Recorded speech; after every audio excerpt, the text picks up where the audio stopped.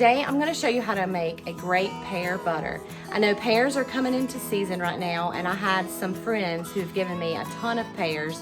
They are so juicy. They're one of my favorite fruits. So I wanted to turn them into something delicious. So I thought about pear butter because it's pretty easy. I'm using my slow cooker. I'm taking the recipe out of the Southern Living for slow cooker apple butter. That's hard to say. And I'm going to use the same recipe but using pears. So I've taken about 5 pounds of pears. I washed and peeled them and cored them. Then I chopped them up and I put them into my slow cooker. Then I measured out 3 cups of sugar and I took half of it, so I put 1.5 cups into my slow cooker.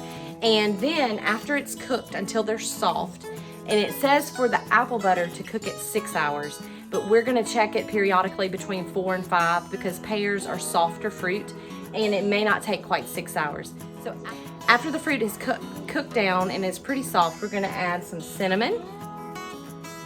And then we're gonna add cloves and allspice.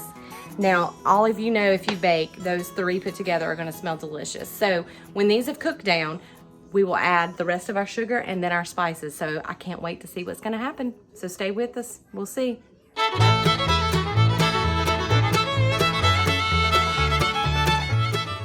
So the pears have been cooking for about 4 hours. And if you want to look and see how they have cooked down, they've changed in color. They're really soft, but if you notice, there's a lot of juice in there. I'm not sure if you can see that, but the recipe called for 3 cups of sugar. What I'm noticing is that pears are very much more softer than apples. So I'm thinking that I'm only going to need the 1.5 cups of sugar, maybe less if you were to do this. So I'm gonna cut back on my spices. I'm gonna only use probably 1 teaspoon or less of cinnamon because it called for 1.5 teaspoons of cinnamon, but I think that's too much. And I'm going to probably do just 1/2 teaspoon of the other spices. So I'm gonna go ahead and add the spices now after 4 hours of cooking the pears. And then after about another hour of them cooking down, I'm going to see how the consistency is because I think it's gonna be ready.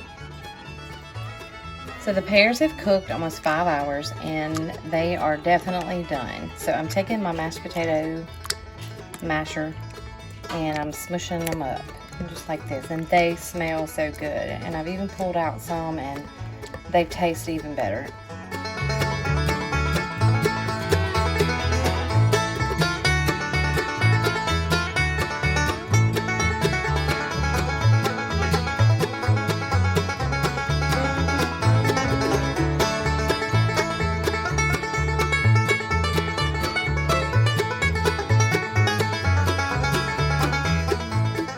All right, so our pears are done. They cooked for about 5 hours and I mashed them with my potato masher. So now what I'm gonna do is just take my little blender and I'm gonna blend them up really good and then put them into just a few jars that I have and then refrigerate. I'm not gonna process them to seal them. I'm just gonna use it up pretty quickly.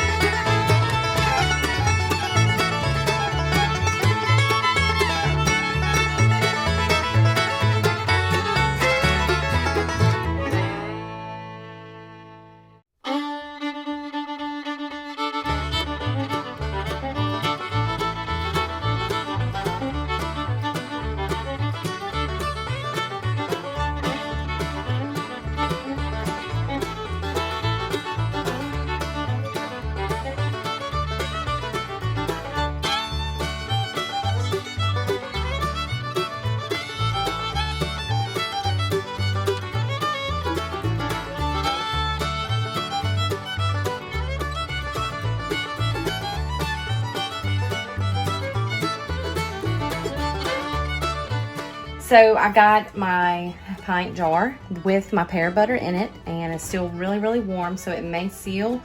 I'm not sure, but it doesn't matter because I'm just gonna put it in the refrigerator. It turned out okay. I have never made any kind of butter before, but it was just a little too runny for me, a little too juicy. So we'll see how it sets up, but I think it's gonna be just fine. With blending it, it's gonna make it thicker. I think it's just because it's hot, just like with jelly.